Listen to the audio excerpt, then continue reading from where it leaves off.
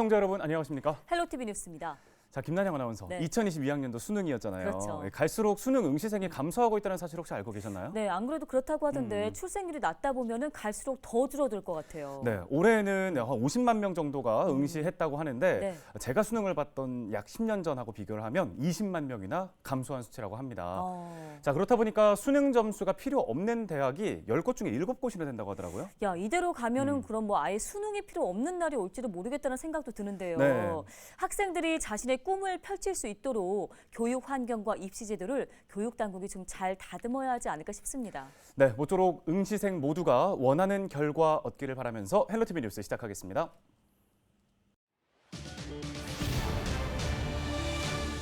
(2022학년도) 대학 수학능력 시험이 전국에서 치러졌습니다. 수험생들은 지난해 그랬던 것처럼 마스크를 쓰고 시험을 봤는데요.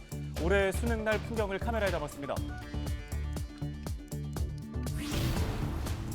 앞으로 4년 뒤 의정부시 인구가 50만 명을 넘어설 것으로 보입니다. 의정부시는 오는 2025년 시 인구가 50만 명을 넘은 뒤 2035년에는 52만여 명이 이를 것으로 예측했습니다.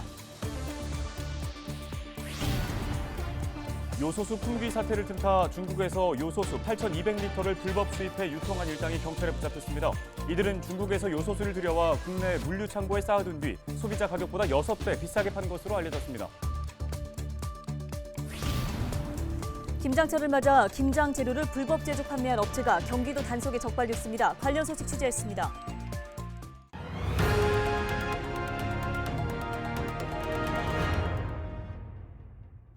지난해에 이어 올해도 수험생들은 마스크를 착용하고 수능 시험을 치렀습니다. 교문 앞 응원전도 볼 수 없었는데요. 네, 예년과 비교해서 많은 것들이 달라졌지만 한결같은 건 있습니다. 바로 수험생들과 부모의 마음일 텐데요.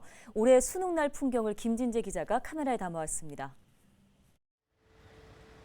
코로나19 상황 속에 치러진 두 번째 대학 수학능력 시험. 지난해에는 코로나19로 인해 시험일이 2주일 연기됐지만 올해는 예정된 날짜에 시험이 진행됐습니다.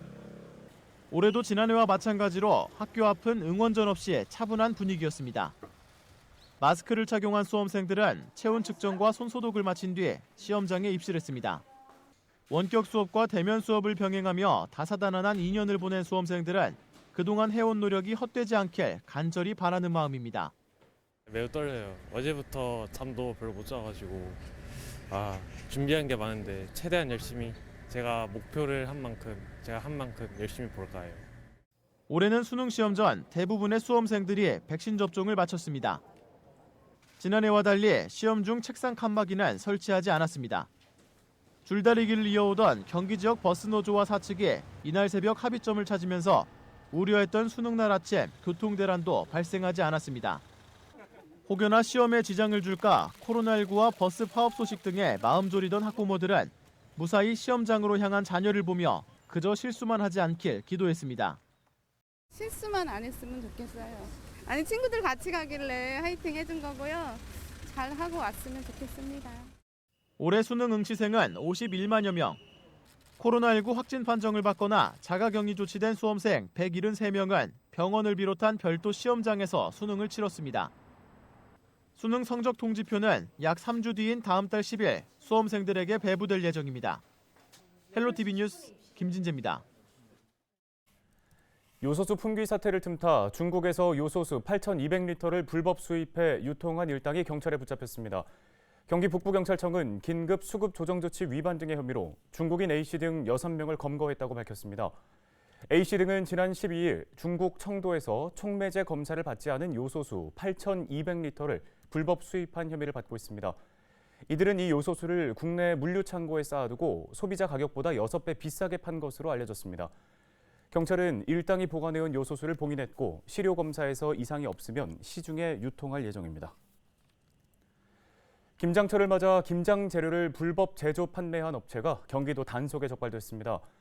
경기도 특별사법경찰은 지난달 18일부터 열흘간 고춧가루와 젓갈류 등 김장 재료 제조 및 판매 업소에 90곳에 대한 수사를 벌여 불법 행위를 한 업체 10곳을 적발했습니다. 적발 내용은 수입산 고춧가루를 국내산으로 속이는 등 원산지 거짓 표시 3건, 자가 품질 검사 의무 위반 5건, 미신고 영업 3건 등입니다. 경기도특사경은 원산지를 거짓으로 표시하면 7년 이하의 징역이나 1억 원 이하의 벌금이 부과된다며 주의를 당부했습니다.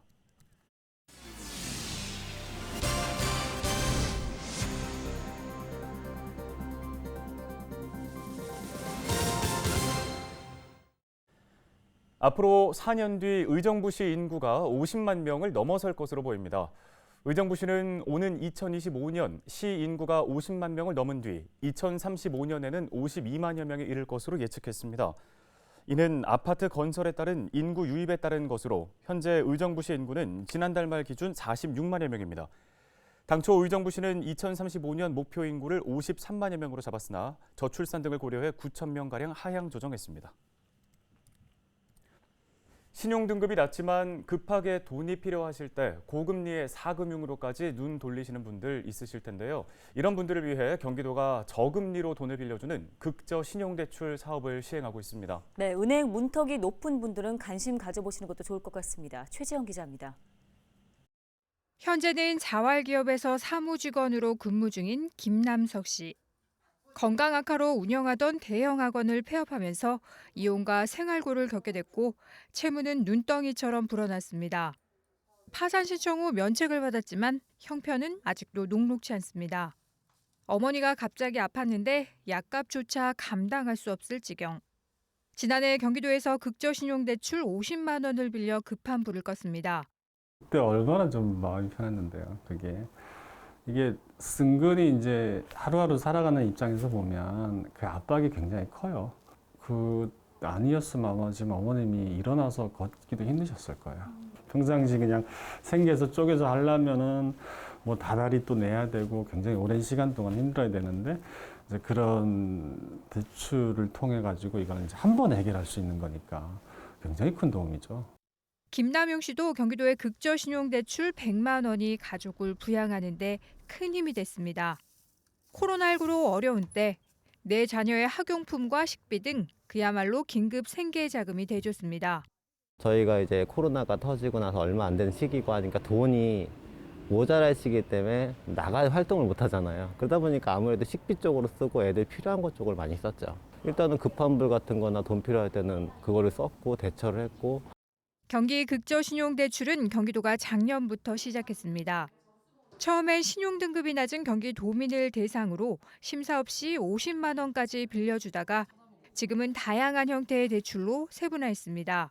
저신용자분들은 제도권 금융기관에서 대출이 안 되시기 때문에 불법 사업금융에 노출되기 쉽습니다. 그래서 이런 분들에게 소액금융을 지원하고 경제적으로 재개하실 수 있도록 기획된 복지 서비스입니다. 상품은 일반 심사대출도 있고 청년대출이라든지 불법 사금융 대출이라든지 대상에 따라서 상품이 세분화되어 있습니다. 만 19세 이상의 저신용 경기도민이면 심사를 거쳐 5년 만기 연 1% 저금리로 최대 300만 원까지 대출을 지원해 줍니다. 신청은 경기복지재단 홈페이지 사전 예약 후 경기도 서민금융복지지원센터를 방문해 하면 됩니다. 경기복지재단을 통해서 예약을 하시게 되면 본인이 내담하셔서 본인 확인만 가능하면 바로 가능 여부가 확인이 되십니다.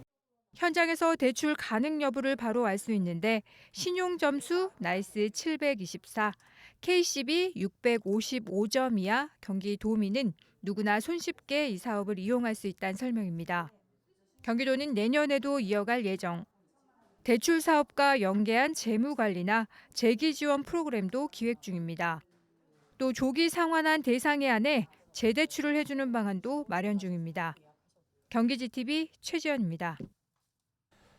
의정부 시청 앞에서 시의 성폭력 근절 대책을 요구하는 기자회견이 열렸습니다. 지금의 시 대응엔 어떤 문제가 있고 또 시민들의 요구는 무엇인지 들어보죠.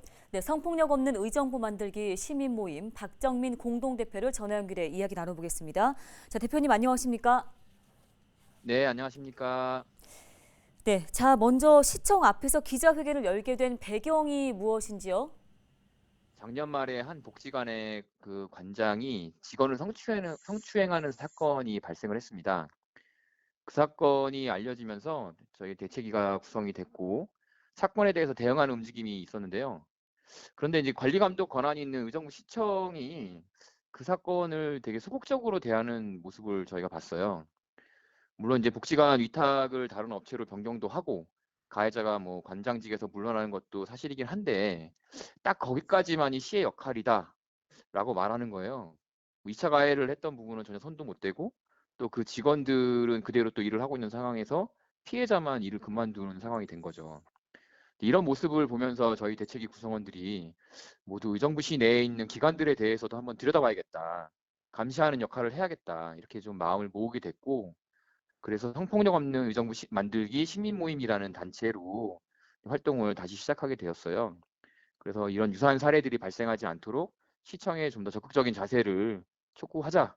그런 취지에서 기자회견을 하게 됐습니다. 자, 그런데요. 이 의정부 내 여러 기관에서 성추행 논란이 앞서 말씀하신 이 복지관 관장 외에도 몇 건 있지 않았습니까? 2018년도에는 중학생 성추행 피해자에 대한 학교 2차 가해 논란도 있었고 2019년도에는 의정부 시립소년소녀 합창단에서 성추행 논란이 또 있었죠.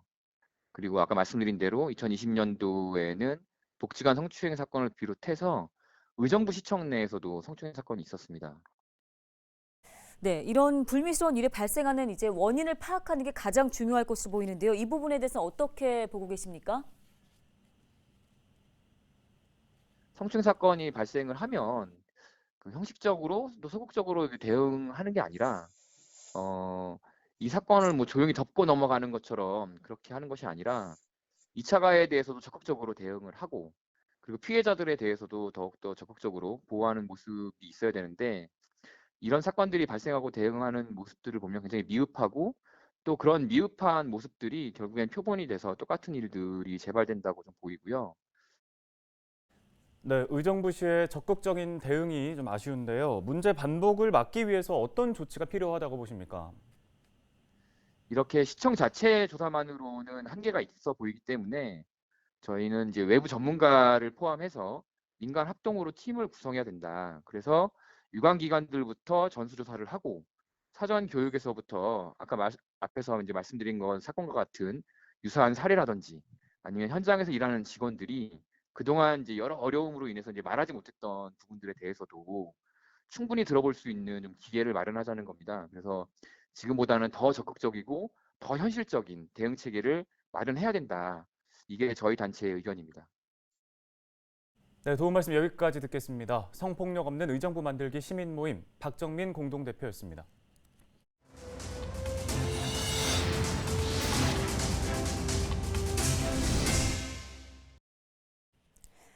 근무 여건 개선과 임금 인상을 요구하며 파업을 예견했던 경기 지역 자동차 노동조합이 회사 측과의 극적인 합의를 하며 수능 교통 대란을 피하기로 했습니다. 자동차 노조는 경기지방노동위원회에서 18일 0시부터 사측과 2차 조정회의를 갖고 내년 중반기부터 1일 2교대 근무 형태를 전환하는 데 합의했습니다. 또 경기도의회와 함께 내년 1월까지 1일 2교대제의 원활한 정착을 위해 노사정 태스크포스를 만들기로 했습니다. 더불어 공공버스와 민영제 버스기사의 월급을 각각 10만 원과 12만 원 인상하는 데 합의했습니다.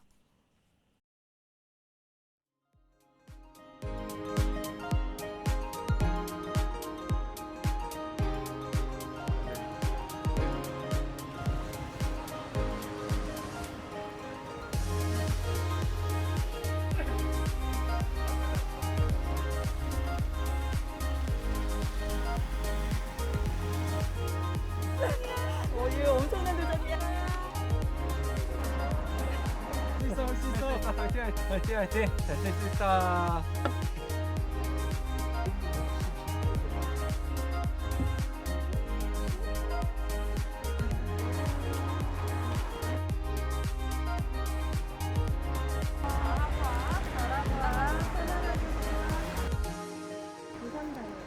선생님들.